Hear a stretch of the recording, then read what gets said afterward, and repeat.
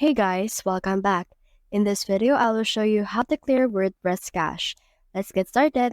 In order to make this possible, you need to head over and install a plugin. So click on the search bar right here and search in here for Clear for Me. Once you have searched in here for Clear for Me, you should be able to see in here some search results related to that. Now from in here, you can click on this Clear Cache for Me. Click on this one. Then from in here, click on this install and activate, and then this will install this particular plugin to your WordPress. So as you can see, it's already been activated and installed. So what we can do is we can head over and then just use this to purge the cache on our WordPress. So you can head over right here to your settings and you can see in here the option for clear for cache for me.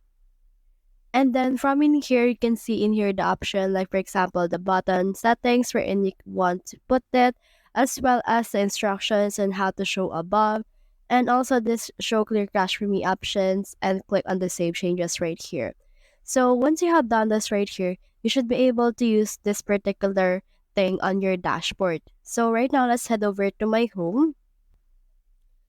And then from in here, you should be able to see your home page and also everything that you have set up.